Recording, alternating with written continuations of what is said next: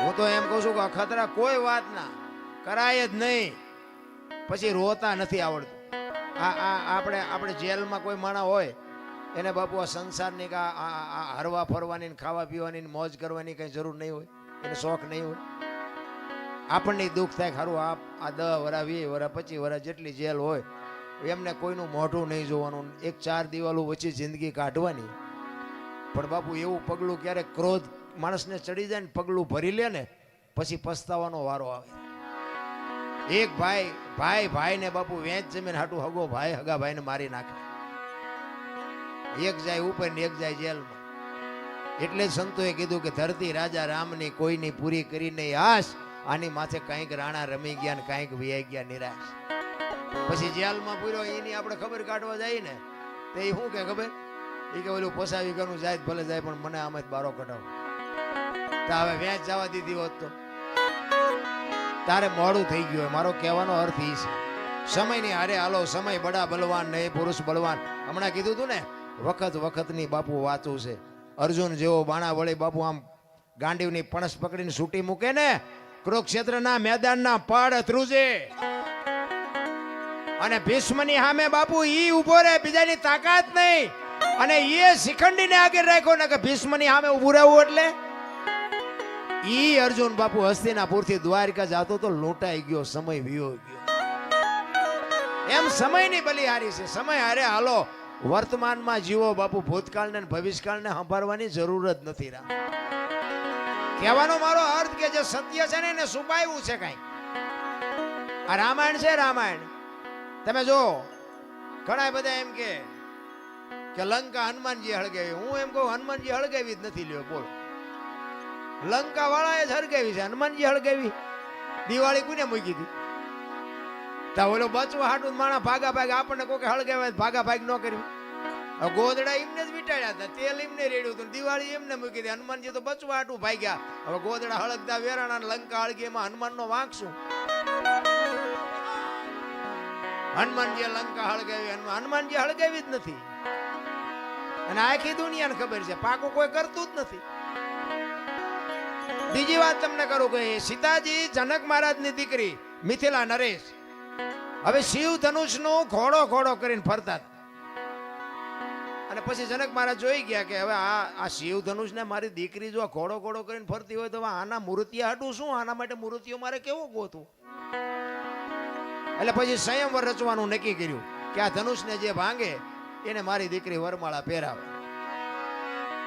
હવે ઈ સંયમવર રચ્યો ને એમાં કે રાવણ હતો એવું કહે છે. હાચું ખોટું મારો રામ જાણે હો. ઈ રાવણ થી કે ચોખા જેટલું ધનુષ હેલ્યું નહોતું. હવે એનેથી ચોખા જેટલું ધનુષ નું હેલ્યું તો વનમાંથી સીતાજીને આખા ઉપાડી ગયો. આનું શું કારણ? આખા સીતાજી ઉપડે, સીતાજી ઘોડો કરીને ફરતા હતા. ઈવડું ધનુષ રાવણ હલાવી ન હોય. અને વનમાંથી જેથી લક્ષ્મણ રેખા ઓળંગી ગયા અને સીતાજી આખા ઉપાડી ગયો. આપણને માયનામાં આવે. પણ આમાં એક વાત પડી છે. ભોળાનાથ અને પાર્વતી બે જયારે હિમાલય ઉપર હતા ને ત્યારે પાર્વતીમાં વિષ્ણુ ભગવાનને અહીંયા બેહવા માટે ગયા અને વિષ્ણુ ભગવાને મકાન બનાવ્યું હતું. એટલે લક્ષ્મીજી બધું બતાવવા માંડ્યા, જો આ મેં મકાન બનાવ્યું, અહીંયા અમારે જમવાનું, ના અહીંયા અમારે રહેવાનું, ના હુવાનું, ના રસોડું, ના ફલાણું. બૈરાનો સ્વભાવ હોય, ઘરમાં કઈક વસ્તુ લાવે આજુબાજુ બૈરા ભેગા થઈને બધું દેખાડે. એટલે પાર્વતીને કહે છે કે મેં આ બધું બનાવ્યું અને તમારે દીકરા મોટા થયા કે મકાન કઈ કરવા નથી. એ કે આ તો અમને હાય વિરુદ્ધ નહીં હતા.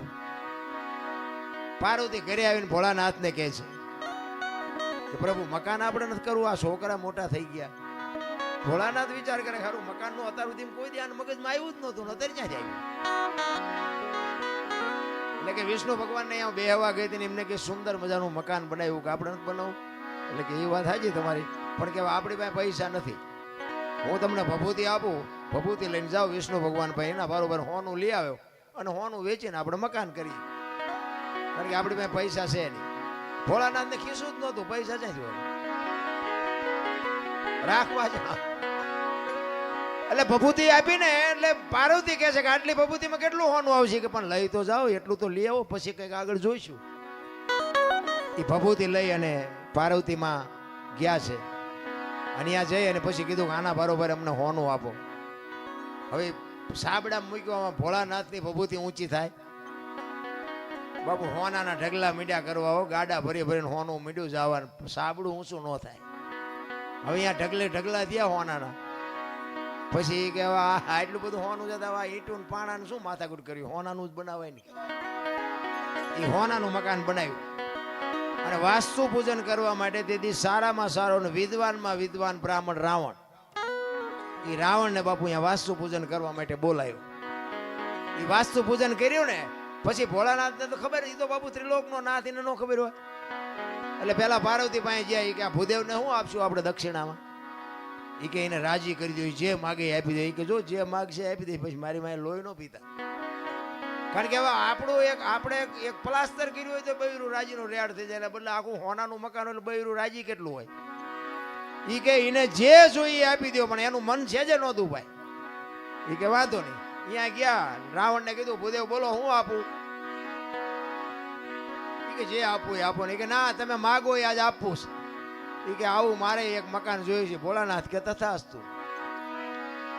પાર્વતી પાસે આવ્યા. એ કે હાલો કે ચિંપા કે મહણિયામાં. એ કે કાં? એ કે આ ભોળા મેં બામણને આપી દીધું દક્ષિણામાં. એ કે હું કામ આપ્યું? એ કે કકડાટ ન કરશો, તમને પેલા પૂછીને ગયો તો કે માગે આપી દઈશ. અને પછી બાપુ પાર્વતી ગયા અહીંયા રાવણની પાસે, અને રાવણ પાસે જઈને બાપુ પાર્વતી કહે છે કે ભૂદેવ ભૂદેવ માંડ માંડ મકાન બનાવ્યું, તમે લઈ લીધું ને? લઈ લ્યો, પણ આ મકાનને જો એક દી ભડકે ન બાળું તો હું શક્તિ નહીં લખવું, અહીંયા લખી લેજો.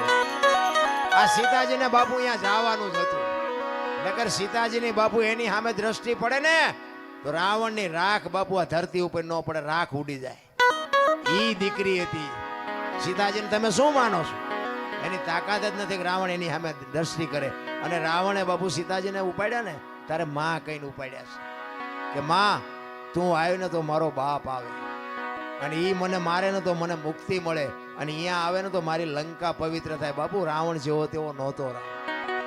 ચાર વેદ જેના મોઢે હોય, નવ ગ્રહ જેને ઢોલીએ બાંધ્યા હોય, પવન પાણી ભરે વાહ વાસીદું કરે, ગણે ગાયું ચારે, રવિ રસોઈ બનાવે, શિવ જેનો ભંડારી હોય, યમના દૂત બાપુ એને રજા લેવા આવવું પડે કે અમે એનો જીવ લેવા જઈએ. એ અને આ ધરતી ઉપર 14 ચોકડીનું રાજ કર્યું રાવણે. સતયુગ, દ્વાપર, ત્રેતા ને કળિયુગ, 4 યુગની એક ચોકડી થાય. 14 ચોકું ને 56 યુગ સુધી આ ધરતી ઉપર રાવણ રહ્યો છે એવું કહે છે સંતો. કેટલું એનું તપોબળ છે, કેટલો વિદ્વાન છે. અને રામ ને બાપુ ઠેઠ ત્યાં સુધી થકો થયો તો બાપુ એનું ભજન તો કઈક હશે ને. પણ આપણને છે ને કઈ આમાં સમજાતું જ નથી. આપણે મને તો એમ થાય કે ચારે બાજુ કથાયું વંચાય છે, ધૂનું બોલાય છે, ભજન થાય છે, માતાજીના માંડવા થાય ને, હવન થાય ને, પ્રતિષ્ઠાયું થાય ને, મંદિર થાય, તો બગાડ કાં નથી બોલાતો? વિચારવા જેવું તો છે ભલામણા. કઈક આપણા ગઢ આવું કઈ કરી જ નહોતા આગતા. તો આ ચોરી ને લોટપાટ ને મારી નાખવાને, તોડી નાખવાને, અત્યાચાર ને ગમે એની દીકરી ઉપાડી જાવી, આ બધું તમે જોવો તો ખરા કેટલું બધું અંધારું હેલું જાય. તો આ કથા એવું વંચાય છે ખોટું છે? એ કેમ કેવું ખોટું છે? હવે આમાં માણસના જીવનમાં જો ઉતરે નહીં આ વાત તો આ કથામાં ફાયદો કોને? મંડપ વાળાને, સાઉન્ડ વાળાને, સાજિંદાને, અમારા જેવા કલાકારને, રસોઈયો હોય એને, બાકી કોને ફાયદો? હવે તો આ 2-5 લાખ રૂપિયા 10 લાખ રૂપિયા આમાં નાખવા તેના કરતા 5 ગાયું ખડમાં દઈ દીધા હોય તો. ગામો ગામ કથાયું વંચાય, ગામો ગામ. અમારે તો રોજ ફોન આવે કે અમારે પ્રોગ્રામ રાખો, અમારે રાખો. અમે પછી કહી દે કે આટલા થાય છે, કથાયું કરો જે કરો એ. અરે બધું ડીંગો ડીંગ હાલે ભલામણા. મને એમ થાય કે આ ખોટું છે એવું નથી કહેતો, પણ બગાડ અટકવો જોઈએ બાપુ. જો આ સત્ય હોય અને કાં ઓલા કે ને કે કાં તો ઓલામાં ફેર ને કાં તો ઓલામાં ફેર, સત્ય હોય તો આ બાપુ દુનિયામાં કંઈક, હું એમ કહું છું કે 5000 50,000 માણા ભેગું થાય તેમાં 10 તો સુધરવા જોવે કે નહીં. અમે એક જગ્યા આમ ગુજરાતમાં ક્યાં ગયા હતા, ગામનું નામ ભૂલાઈ ગયું, કથા એટલે અમે જોયું કે કથા છે, એમ ગાડી હાંકતો એ વખતે. એટલે અમારે થોડોક ટાઈમ હતો, કીધું હાલો ને આપણે કથામાં જઈને બેહી. હવે એમ અહીંયા બેઠા ને કથા ચાલુ હતી ને એમાં 2 જણા બાજ્યા. બોલો, હવે કથા ચાલુ હોય એ વખતે જો બાજે માણા તો એમાં બહાર તો કઈ મગજમાં ઉતરે જ છે. એમાં એકને દવાખાને લઈ જવો પડે. બોલો હવે આમાં પતિ જો હોય તો કથાના માંડવાનું શું થાય, ઓલા વક્તાનું સાજિંદાનું શું થાય? અરે બાપુ કાંઈક ઊંધું રંધાય છે, મને એવું લાગે. સાચું ખોટું તો મારો રામ જાણે.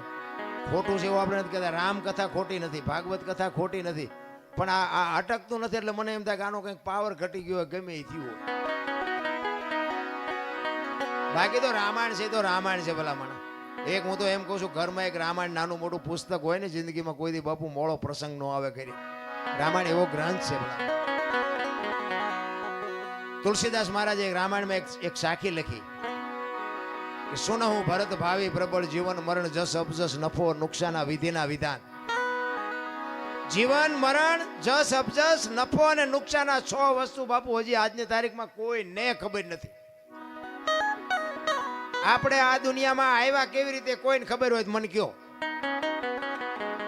અને જવાનું છે કેવી રીતે એ કોઈને ખબર હોય તો કયો. જીવન મરણ ની ખબર નથી તો આઈને જ વાત કરો ને. અમે અહીંયા આવ્યા છે, અમને જ મળે કબજ મળે અમને ખબર છે. 5 જણા સારું કે 5 જણા એમ કે બોલે વારો જ ન આવવા દીધો બીજાનો. જ મળવાનો છે કબજા મળવાનો એ કોઈને ખબર નથી. જીવન મરણ જસ અપજસ નફો અને નુકસાન. ગમે એ માણસ ધંધો કરે ને બધા નફા હાટું જ કરે છે, કોઈ નુકસાન હાટું નથી કરતું, પણ બધા નફો થતો જ નથી. આ 6 વસ્તુ કોઈના હાથમાં નથી. આ વશિષ્ઠ મહારાજે ભરતને કીધેલી. ક્યારે? રામચંદ્ર પરમાત્મા વનમાં ગયા, ભરત મોસાળમાંથી આવ્યો ને એટલે ભરત રોવે છે. એટલે એ વખતે વશિષ્ઠ મહારાજ કહે છે, ભરત સુનહું ભરત ભાવી પ્રબળ જીવન મરણ જસ અપજસ નફો અને નુકસાન આ વિધિના વિધાન છે. હું વશિષ્ઠ જેવો મહારાજ હાજે મેં નક્કી કર્યું હતું કે હવારે રામને ગાદી ઉપર બેહારવાના, અને 12 કલાકની એક રાત જઈને તો આખું ચકડું ફરી ગયું. હું કાંઈ ન કરી. આ વિધિના વિધાન છે. અને આવડી આજ સાખી તુલસીદાસે રામાયણમાં લખી, અને એમાં ને એમાં એનું વર્ણન કર્યું કે આમાં જીવન કોને મળ્યું, મરણ કોને મળ્યું, જ કોને મળ્યું, અબજ કોને મળ્યો, નફો કોને થયો, નુકસાન કોને થયું. રામાયણમાં ઈ કે નુકસાન કોને થયું અને નફો કોને થયો. તો નુકસાન બાપુ રામની માં કૌશલ્યાને થયું. જુવાન જો દીકરો અને વહુ બે વનમાં જતા હોય તો માં માથે તેથી કેવી વીતી છે. નુકસાન થયું કૌશલ્યાને, નફો થયો સબરીને. બાપુ રામને અહીંયા જવું પડ્યું. કાંઈ લેવા દેવા નહીં. ભીલડીની દીકરી બાપુ, કોઈ વેદનું શાસ્ત્રનું માણાનું ગામનું કોઈ જ્ઞાન નહીં. રામને અહીંયા જવું પડ્યું. સબરીને બાપુ નફો થયો ને હગી જનેતાને નુકસાન થયું. તો કે જીવન કોને મળ્યું અને મૃત્યુ કોને મળ્યું? મૃત્યુ મળ્યું રાજા દશરથને. રામ જેવો દીકરો હોવા છતાંય બાપુ મૃત્યુને રોકી ન શક્યો. મૃત્યુ મળ્યું દશરથને, જીવન મળ્યું અહલ્યાને. હરાપમાંથી મુક્ત થઈ ગઈ. તો કે આમાં જ કોને મળ્યો ને અબજ કોને મળ્યો? અબજ મળ્યો કઈ ને, અને જ ખાટી ગયા વાંદરા. તેથી રામને કોઈ નો કામમાં આવ્યા, વાંદરા જ કામમાં આવ્યા. આખી અયોધ્યાને ખબર હતી. ક્યારે લક્ષ્મણ મૂર્છિત થઈ ગયો ને હનુમાનજી મહારાજ જયારે સંજીવની લેવા ગયા અને લઈને આવતા હતા ને ભરત જોઈ ગયો. એ કે રાક્ષસ કોક પર્વત લઈને જાય છે, મારા ભાઈની વનમાં છે, અહીંયા નાખશે ને તો કંઈક નુકસાન કરશે, એટલે આને પાડું હેઠો. એ બાણ મારીને હનુમાનને હેઠા પાડ્યા ને એ વખતે હનુમાનજી આખી ડિટેલ આપી કે આવી પરિસ્થિતિ છે, લક્ષ્મણ રે એવું નથી, અને હું એની સંજીવની લેવા માટે જયો હતો, અને એટલા માટે આ તમે મને આ પાડ્યો. હવે દીવ ગયા પહેલા ન પગું, લક્ષ્મણની જોખમ થઈ જાય. આખી અયોધ્યાની વસ્તીને જાણ થઈ કે લક્ષ્મણની આ પરિસ્થિતિ છે, પણ જ્યાં નહીં કોઈ. ભરતે કીધું કે બાણ ઉપર બેસી જાઓ, હાલો હું તમને મોકલી દઉં. હનુમાનજીને કઈક પાવર હતો તો આ ભરતજીએ ઉતાર્યો. કારણ કે બાપુ વસ્તુ છે ને કઈક છે. રામાયણ છે તમને મને આ એક રસ્તો બતાવવા માટેનો ગ્રંથ. સીતાજી લક્ષ્મણ રેખા ઓળંગી ગયા અને હરણ થયું. મેં કીધું એમ સીતાજીનો બાપુ કોઈ એની માથે દ્રષ્ટિ ન કરી શકે, પણ આપણને આ માર્ગ બતાવ્યો છે કે જે બાપુ લક્ષ્મણ રેખા ઓળંગી જાય ને એનું આ દુનિયામાં હરણ જ થાય. લખવું હોય તો લખી લેજો. પછી બાપને હોય ને દીકરાને હોય ને માને હોય ને વહુને હોય ને દીકરીને હોય, મર્યાદા કોઈ મૂકી દે એટલે બાપુ હરણ જ થાય. રાવણ મરી ગયા હું માનતા નહીં. ગામો ગાયમ છે રાવણ, પણ જે મર્યાદા મૂકી દે એટલે આ દુનિયામાં હરણ જ થાય. બાકી વાતમાં કાંઈ છે. એક સબરીનો પ્રસંગ કહી પછી મારી વાણીને વિરામ. સબરી બાપુ, હમણાં મેં ગુરુની શિષ્યની વાત કરીને મૂળદાસને હજી સાંભળવાના છે. મૂળદાસ બાપુની વાત લઈ લો હાલો ને, પછી સબરીને વાહે રાખો. મારે જો કે જ્યાં જઉં છું ને ત્યાં મને બે ત્રણ વખત બેહરી અને કાઢ લે શીખ મારી પાસે શું કાઢવું. બધા સાંભળેલો જ છે મને, આમાં કઈ નવું તો કઈ છે નહીં. એટલે એ તો મને ખબર છે, નહીં બોલી કુતી કોઈ નહીં બોલાવે એ ખબર છે. પણ આ દેહ ને એક દી બાપુ દુનિયા દિવાળી જ મૂકવાની છે. બાકી એક દેહ થી જો 5 આત્માને આનંદ આવતો હોય તો એમાં લડી લેવાય, એમાં કઈ સવાલ જ નથી. મારે લાગે હું એવો કોઈ મોટો કલાકાર નથી, પણ એવી ગુરુ મહારાજની, મારા માતા પિતાની, કંઈક તમારા ભાઈબંધ દોસ્તારોની કૃપાથી આ મારો દીકરો રહ્યો. પૂછો આના નંબર જ મેં આને આપ્યા. તારા નંબરથી વાત કરજે ને મને કોઈ બપોર હુવાય નહીં દે. દરરોજ 10 15 20 ફોન આવે, અમારો પ્રોગ્રામ કરો, તમે કયો પૈસા ના આવો ના આવો. કહેવાનો મતલબ કે કાંઈક ગુરુ મહારાજની કૃપાથી મળ્યું છે એટલે બોલાવે. મારા ગામમાં કેટલાય ડાયા માણા નહીં હોય મારા કરતા, પૈસાદાર છે, મારા કરતા રૂપાળા છે, આબરૂ વાળા છે, બધું એ છે, કોઈ નથી ફોન કરતું. એટલે એ ગુરુ મહારાજની કૃપા છે અને બધા સાંભળે છે એટલા માટે. પણ મારો કહેવાનો મતલબ એ છે કે જે આ મૂળદાસની વાત કરીને કે કોકનું ઝેર પીવે ને કોકના હાથમાં ને, અમારે અહીંયા હમણાં વડનગરમાં એક પ્રોગ્રામ હતો ને, ઓલું માવઠું થયું હમણાં. હવે આના જેવો મારો પ્રેમી મને કે બાપુ, મારા બાપુ વે ગયા છે ને મારે ભજન રાખવા છે. ખર્ચો કેટલો, નાનો માણસ બિચારો મજૂરી કરે. મેં કીધું ખર્ચ કાંઈ ન થાય, તારે ભજન રાખવો હોય ભજન થઈ જાય. પણ મને કે મને અંદાજ તો ગયો, મેં કહ્યું એક નાળિયેર લઈ આવજે, બીજું કાંઈ કરવાનું નથી. અને આ મેં કહ્યું ઉસ્તાદના ને બેનજાવાળાના મેં કહ્યું અમે ભાઈબંધ દોસ્તાર 50 કાઢીને એમને આપી દેવું. એ કે ના એમ તો કે હું સાઉન્ડ બાઉન્ડ લાવીશ. એ મેં કહ્યું તારે લાવવું લાવજો ને, આપણે સાઉન્ડ વગેરે ભજન થાય છે. અમે એ લઈ આવ્યો બિચારો, સાઉન્ડ લઈ આવ્યો. અને કુદરતને કરું ચતુરભાઈ અમે બે હતા ને, ચતુરભાઈ મેં કહ્યું તમે ગણપતિ માંડો. એ ગણપતિનું બાબુ ભજન પૂરું ન થયું, વરસાદ મળ્યો ખાબકવા. હવે બજારમાં રાખેલું એ કાગળ ને બાગળ ને બધું સાઉન્ડ ઉપર રાખ્યું. હવે બે એવું જ છે નહીં. ઓલાનો ભાવ બિચારો અંદરથી એટલો બધો દુઃખી થયો કે મારે ભજન કરવા હતા મારા બાપા વાંહે, અને ભજન હવે વરસાદ નહીં કરવા દે. એટલે મેં કહ્યું તું મોળો પડીમાં, તારે ભજનનું જ કામ છે કે બીજું કંઈ કામ છે? પણ કે હવે આમાં મેં કીધું આ પણ તારી ઓરડી તો છે ને, પણ કે ઓરડી છે એમાં કે હમા એવું જ નથી કાંઈ. એ કે મારી પાસે મોટી શેટી પડી છે, મારી પાસે 8 10 જણા. મેં કહું આપણે છીએ 10 જણા જ તે, પણ મને કે ઓલી શેટી કે અડધો રૂમ રોકી રાખે. મેં શેટીમાં તમે સડી જઈશું, તમે હેઠા બેસજો. એ કે પણ સાઉન્ડ ક્યાં રાખવું? મેં સાઉન્ડ જોતું જ નથી. અને ચતુરભાઈ તમારે પૂછવું હોય પૂછજો, વગર સાઉન્ડે બાપુ ભજને કર્યા ને થાળે કર્યો ને ધોને કરીને પરભાતી કરીને ઊભા થયા. બાપુ એનું હયું એવું ટાઢું થયું ને કે બાપુ મને એમ હતું વરસાદ આવ્યો હવે ભજન નહીં થાય. કહેવાનો મારો મિનિંગ કે ભાવ છે, પ્રેમ છે, અને અમને આપ્યું ને જો પીરસીને તો અમારા જેવા નમાલાય કોણ કહેવાય ભલા? મારે માણાની કોઈ જરૂર ન હોય. મને તો એવા અધિકારી 5 બેઠા હોય ને એટલે મને એમ થાય શું અમને આપી દઉં. બાકી તો કોઈ બાપુ અમારે અહીંયા કોઈ કોથળા નથી નાખી જવાનું. પણ મારો કહેવાનો મિનિંગ એ છે કે આ કંઈક લેવા જેવું છે, આ કંઈક ખાવા જેવું છે. આમાંથી 2 જણાને મારી વાત ગળે ઉતરે ને એટલે મને એમ થાય કે મારી રાજ સુધરી છે, બસ બીજું કાંઈ છે નહીં. આમાં કોકના જીવનમાં બાપુ કોકના દુઃખમાં જો ભાગ પડાવી શકી ને તો જ મારો નાથ નોંધ કરે, બાકી એમ નામ નથી થાય એવું. આ મૂળદાસ હાંજનું ટાણું વાયુનો કાંઠો ને બાપુ માળા કરતો હતો. અને એક જુવાન દીકરી કુએ પડવામાં આવી અને આમ કુવામાં ધોબકો મારવાની તૈયારી કરી અને બાપુ જોઈ ગયા. હળી કાઢીને બાવડું પકડી લીધું. હા બેટા શું કામ? એ કે બાપુ મને મરવા દો. એ કે પણ શું કામ મરવું છે? આ માણા જેવો અવતાર મળ્યો છે, મરવું છે શું કામ? એ કે બાપુ મારા જીવનમાં એક ભૂલ થઈ ગઈ છે, હું મોઢું નથી બતાવી શકું એવું. પણ કે છે હું આ કુવામાં પડીને બીજી ભૂલ કરવી છે? એ કે એમ નહીં, પણ એ કે હું કહી શકું એમ નથી, પણ કે શું વાત? એ કે બાપુ મારા પેટમાં બાળક છે ને, બાળકના બાપનું નામ લઈ શકું એમ નથી. લઉં ને તો જીવવા દે ને, પણ લઈ શકું એમ નથી.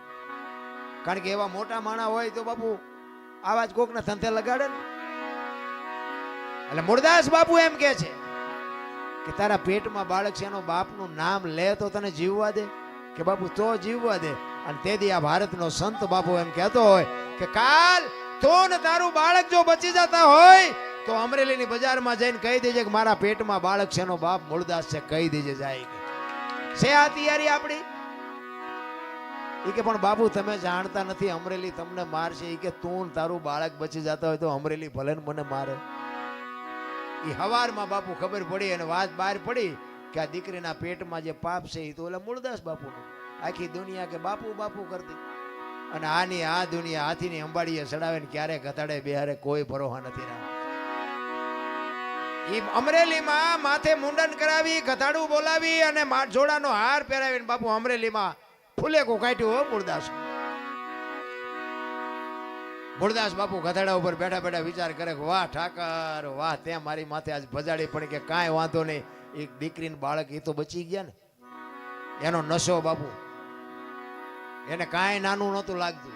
એક આપણે એસટીમાં ચડીને આપણને એસટીમાં જગ્યા મળી જાય, કોઈક બેન ચડે, છોકરું તેડીને કોઈ માજી ચડ્યા હોય, કોઈ વૃદ્ધ બાપા ચડ્યા હોય, એને તમે જગ્યા આપી દો ને અને તમે ઉભા રહ્યો ને તોય તમને થાક ન લાગે. એ જગ્યા આપ્યાનો નશો તમને થાક ન લાગવા દે કે ભલે બેઠી મારી બેન બેઠી છે ને, પણ આ કરવું જ નથી. આ વાત ઉડતી ઉડતી જામનગર સ્ટેટ અમારા જામનગર દરબારે મૂળદાસમાં કંઠી બંધાવેલી અને એને આ વાતની ખબર પડી ને કે મૂળદાસે આવું કર્યું, કંઠી તોડી નાખી. અને આયા બાપુ મૂળદાસ જો નજરે જોયેલું ખોટું પડે, હા ભેળેલું તો ખોટું પડે, નજરે જોયેલું ખોટું પડે. આયા ઠેબી નદીના હામા કાંઠે બાપુ મૂળદાસ બાપુ સાપરું વાળીને રહે છે અને એને વિચાર કર્યો કે આ દુનિયા નો સમજે કે ઓલો જામનગર દરબાર મારી કંઠી બાંધી છે, એની પાસે જવું અને એ કંઈક મારી વાતને સમજી શકે. એ અમરેલીથી જામનગર જાય ને જામનગર દરબાર ગઢમાં ગયા.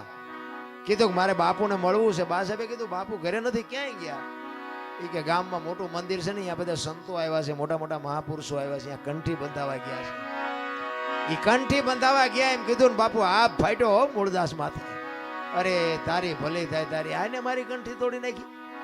પણ એ કે કાંઈ વાંધો નહીં, મારે એને મળ્યા સિવાય જવું નથી. એ દરબાર ગઢથી મોટા મંદિરે બાપુ મૂળદાસ જાય અને રસ્તામાં એક મરેલી બિલાડી પડી છે, બચડા ટળવળે છે. અને મૂળદાસ અહીંયા આવીને ઉભા રહ્યા અને એને આમ ઘડીક વિચાર કરીને મરેલી બિલાડીને જોડીમાં નાખીને આવ્યા અહીંયા ડાયરામાં. આખો ડાયરો બાપુ આગડા ઠઠ બેરો છે અને બધાએ મૂળદાસને બહાર કાઢવા મહેનત કરે છે. કઈ ભાગી જા, તું તો પાપી છો ને, તું તો આવો છો ને. ઓલા સંતો અંદર બેઠા છે કે શું ભાઈ દેકારો થાય છે? એ કે ઓલો અમરેલીથી મૂળદાસ આવ્યો છે ને, એને બધા બારો કાઢે. એ કે આવવા દો અંદર આવવા દો, એને કંઈક કામ હશે. મૂળદાસ આવ્યા અંદર અને કીધું કે મૂળદાસ શું આવ્યો? એ કે બાપુ મારે બીજું કાંઈ કામ નથી, હું તો મારા કામે જતો હતો, પણ મેં એવું સાંભળ્યું તો કાંઈ મોટા મોટા સંતો આવ્યા છે ને એક રસ્તામાં મરેલી બિલાડી પડી હતી અને એના બચડા બિચારા ટળવળતા હતા. મેં કીધું મોટા મોટા સંતો આવ્યા હોય, એના બિલાડીને જો બેઠી કરે તો બચડા દૂધ ભેળા થાય, એ હાટું આવ્યો, બીજું કાંઈ કામ નથી. એમ કહીને બાપુ ચોળીમાંથી બિલાડી કાઢીને મૂકી. આખો ડાયરો દાંત મીડ્યો કાઢવા. એ કે મરેલા જીવતા થતા છે કે બાપુ થાય જ તે, નકરી આરતી જ ઉતરાવી દુનિયા પાસે, આ નકરા પગે જ લગડાવા છે. અને આ બાપુ ભજનમાં આપણે તો ઠીક, હવે આપણે તો નાના છીએ ને આપણી તો ભૂલો હજાર આવતી હોય, પણ બાપુ ખરા ખરીના ખેલ હોય ને ત્યાં ખબર પડે. સાધુ સંતોના મેળાવડા જ્યારે ભેગા થાય ને, એમાં એક વેણ તમારું આગુ પાછું થાય ને, ચીપી આવા આમ પડે.